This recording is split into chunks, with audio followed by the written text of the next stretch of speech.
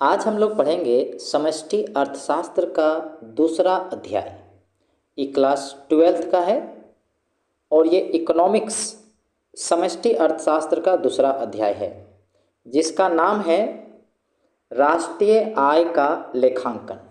तो आइए अब हम लोग इस अध्याय को पढ़ते हैं। इससे पहले हम लोग पहले अध्याय को कंप्लीट कर चुके हैं। ये हम लोग की दूसरी अध्याय है। तो देखिए, इस अध्याय में हम एक सरल अर्थव्यवस्था की मूल कार्य पद्धति का परिचय प्राप्त करेंगे। इस अध्याय में हम लोग क्या करेंगे? एक सरल अर्थव्यवस्था की मूल कार्य पद्धति का परिचय प्राप्त करेंगे। इस अध्याय के खंड 2.1 में हमने कुछ प्रारंभिक विचारों का उल्लेख किया है, जिसके साथ हम कार्य करेंगे। अध्याय के खंड 2.2 में हमने वर्तुल पथ यानी कि वृत्ताकार पथ पर अर्थव्यवस्था के क्षेत्रकों से गुजरने वाली संपूर्ण अर्थव्यवस्था की समस्त आय का हम कैसे आकलन कर सकते हैं, इसका वर्णन किया है। मतलब खंड 2.2 में हम लोग क्या करेंगे? वर्तुल पथ पर यानी वृत्ताकार पथ पर अर्थव्यवस्था के क्षेत्रकों से, अर्थव्यवस्था के जो अलग अलग क्षेत्र हैं, तो अर्थव्यवस्था के क्षेत्रकों से गुजरने वाली संपूर्ण अर्थव्यवस्था की समस्त आय का हम कैसे आकलन कर सकते हैं, इसका वर्णन किया है। इसी खंड में राष्ट्रीय आय की गणना की 3 विधियों का भी उल्लेख है। राष्ट्रीय आय की गणना कैसे करते हैं, इसी खंड में उल्लेख है और वो 3 विधि है। उसका अगर नामतः उसका नाम पुकारे हैं तो देखिए, एक है उत्पाद विधि, दूसरा है व्यय विधि और तीसरा है आय विधि। अंतिम खंड यानी 2.3 में राष्ट्रीय आय की विविध उपकोटियों का वर्णन है। राष्ट्रीय आय की जो अलग अलग उपकोटियां हैं उसका वर्णन किया गया है।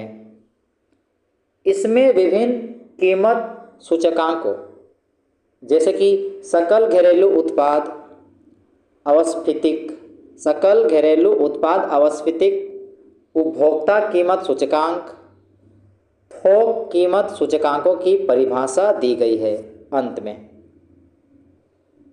और किसी देश के समस्त कल्याण के सूचक के रूप में उस देश के सकल घरेलू उत्पाद को लेने में जो समस्याएं आती हैं उन पर चर्चा की गई है। देखिए, किसी भी देश के समस्त कल्याण के सूचक के रूप में उस देश के सकल घरेलू उत्पाद को लेने से जो समस्याएं आती हैं, इसका भी चर्चा की गई है। अब हम लोग पढ़ेंगे 2.1 समष्टि अर्थशास्त्र की कुछ मूलभूत संकल्पनाएं। आधुनिक अर्थशास्त्र को एक विषय के रूप में स्थापित करने वाले अर्थशास्त्रियों में अग्रणी एडम स्मिथ,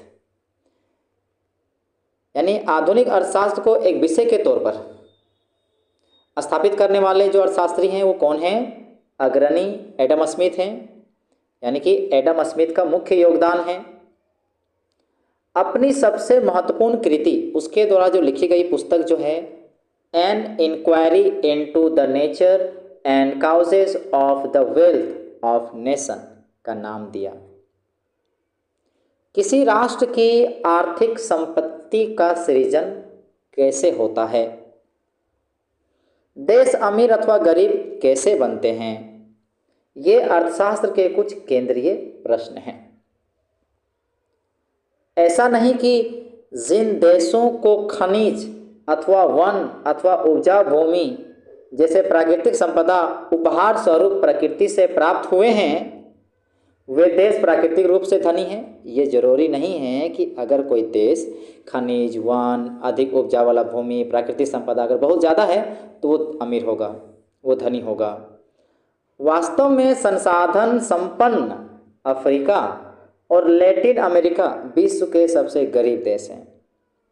देखिए, वहाँ पर संसाधन संपन्न है, परंतु देखिए वो गरीब देश में आता है। जबकि अनेक असमृद्ध देशों के पास, अनेक जो संपन्न देश हैं, कोई प्राकृतिक संसाधन या संपदा नहीं है। एक समय था जब प्राकृतिक संसाधनों के कब्जे को सबसे महत्वपूर्ण माना जाता था, लेकिन तब भी उत्पादन प्रक्रम के द्वारा संसाधन का रूपांतरण होता था। आर्थिक संपत्ति अथवा किसी देश के धनी होने के लिए उसके पास केवल संसाधनों का होना आवश्यक नहीं है।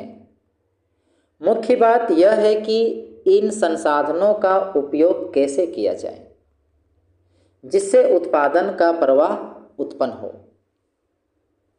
संसाधनों का उपयोग किस प्रकार किया जाए जिससे उत्पादन का प्रवाह संपन्न हो तथा उस प्रक्रम से कैसे आय और संपत्ति का सृजन किया जाए, ये सब बातें इंपॉर्टेंट हैं। आइए अब उत्पादन के इस प्रवाह का विचार कीजिए। उत्पादन के इस प्रवाह की उत्पत्ति कैसे होती है? उत्पादन के प्रवाह का सृजन करने के लिए लोग अपनी ऊर्जाओं को एक सामाजिक और तकनीकी ढांचे के अंतर्गत प्राकृतिक और मानव निर्मित वातावरण में एक साथ लगाते हैं। हमारी आधुनिक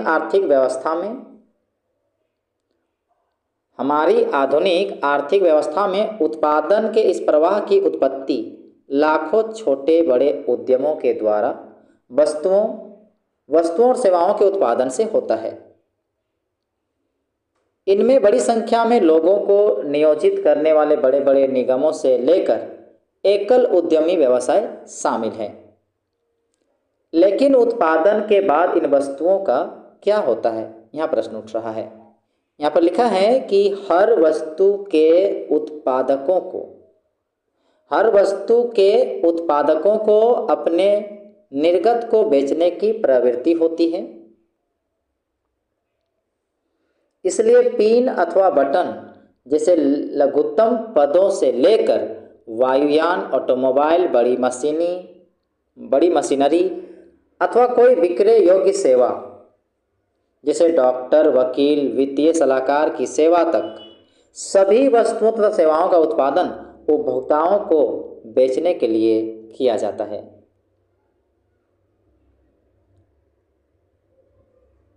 उपभोक्ता कोई व्यक्ति हो सकता है अथवा उद्यम हो सकता है। उनके द्वारा क्रय की जाने वाली वस्तु अथवा सेवा अंतिम रूप से अथवा अग्रिम उत्पादन के लिए प्रयुक्त हो सकती है। जब इसका प्रयोग अग्रिम उत्पादन के लिए किया जाता है तब अक्सर यह विशेष वस्तु अपनी विशेषता खो देता है तथा उत्पादन प्रक्रिया के द्वारा किसी दूसरी वस्तु के रूप में रूपांतरित हो जाती है। कपास उत्पादक किसान धागा तैयार करने वाली मिल को कपास बेचता है। देखिए, कपास उत्पादक जो किसान है, जो कपास उपज रहा है, वो धागा तैयार करने वाले मिल को कपास बेचते हैं। जहां कपास से धागे तैयार किए जाते हैं, इन धागों को कपड़ा मिल को विक्रय किया जाता है, जहां उत्पादन प्रक्रम के द्वारा इसका रूपांतरण कपड़े में होता है तथा इस कपड़े को अन्य उत्पादक प्रक्रम के द्वारा पहनने योग्य कपड़े में रूपांतरित किया जाता है। अब यह कपड़ा उपभोक्ताओं को अंतिम उपयोग हेतु विक्रय के लिए तैयार होते हैं। अतः वस्तु की ऐसी मद या प्रकार जिनका अंतिम उपयोग उपभोक्ताओं के द्वारा होता है, अर्थात जिन्हें पुनः उत्पादन प्रक्रम के किसी चरण से गुजरना नहीं पड़ता, मतलब और आगे उत्पादन प्रक्रम में नहीं जाना है, अथवा जिनमें पुनः कोई परिवर्तन नहीं होता है, उन्हें अंतिम वस्तु कहते हैं। इसे हम अंतिम वस्तु क्यों कहते हैं? क्योंकि एक बार इनका विक्रय होने के बाद यह सक्रिय आर्थिक प्रवाह से बाहर हो जाता है, क्योंकि जो प्रोसेस था बनाने का, उसको बदलने का, उस प्रक्रिया से, उस प्रवाह से बाहर हो जाता है। अब किसी भी उत्पादक के द्वारा इसमें कोई बदलाव नहीं किया जाएगा। यद्यपि अंतिम क्रेता के द्वारा रूपांतरण किया जा सकता है,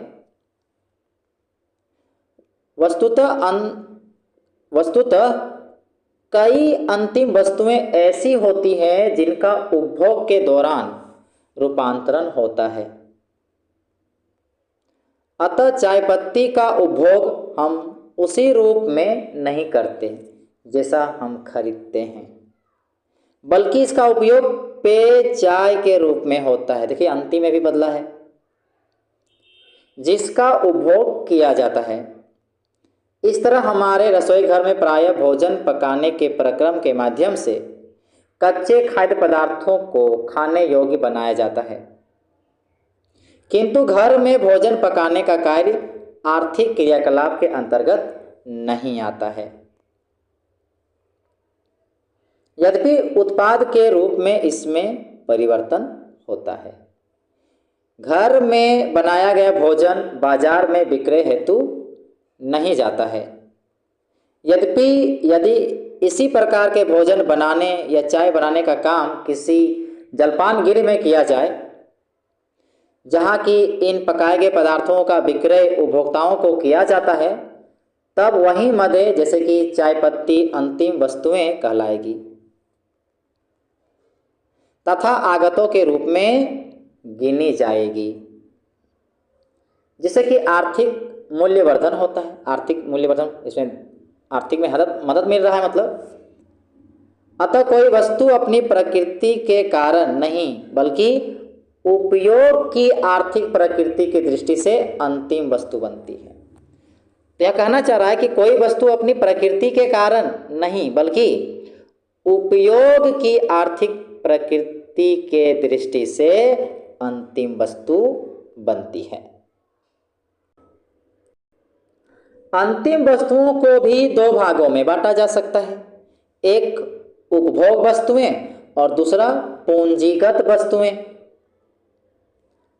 आहार और वस्त्र जैसी वस्तुएं तथा मनोरंजन जैसी सेवाओं का उपभोग उसी समय होता है जब अंतिम उपभोक्ता के द्वारा उनको क्रय किया जाता है।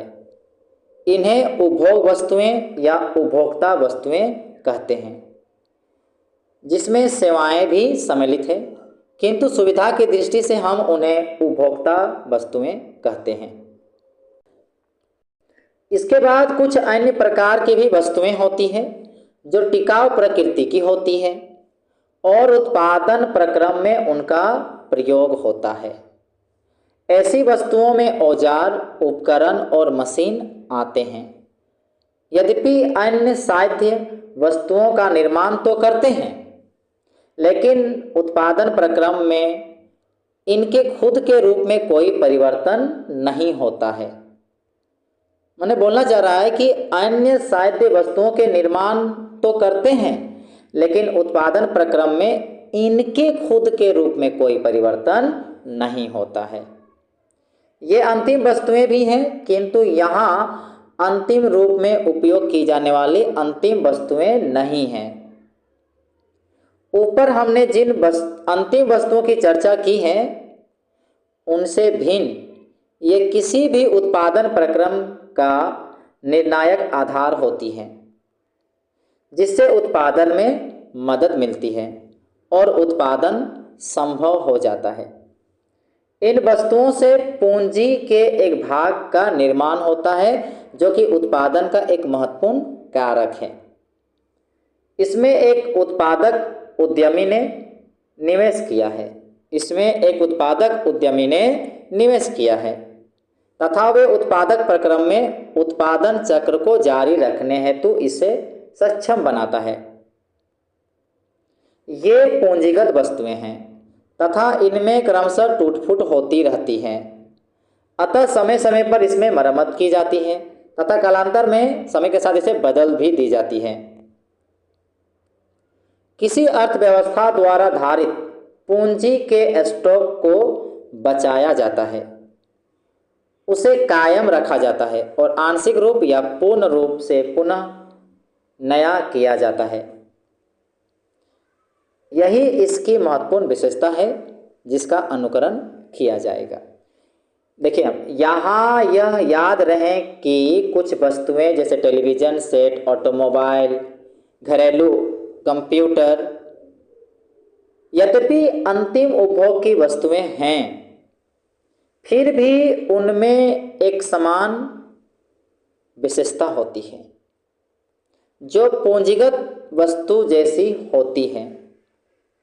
ये वस्तुएं टिकाऊ भी हैं, अर्थात ये तुरंत अथवा अल्पकालिक उपभोग में नष्ट नहीं होती है। इनका जीवन काल आहार और वस्त्र जैसी वस्तुओं की अपेक्षा लंबा होता है। उपयोग होने पर इनमें भी टूट-फूट होती है और मरम्मत अथवा पुर्जों के बदले अर्थात मशीन की तरह इनकी भी सुरक्षा, रखरखाव, पुनः नवीकरण की आवश्यकता होती है। इसलिए हम इन वस्तुओं को टिकाऊ उपभोक्ता वस्तुएं कहते हैं। अतः किसी अर्थव्यवस्था में एक दी हुई काल अवधि में उत्पादित सारी अंतिम वस्तुओं या सेवाओं पर यदि हम विचार करें तो वे या तो उपभोग की वस्तुएं के रूप में होती हैं या पूंजीगत वस्तुओं के रूप में। अंतिम वस्तुओं में आर्थिक प्रक्रम के अंतर्गत पुनः कोई परिवर्तन नहीं होता है।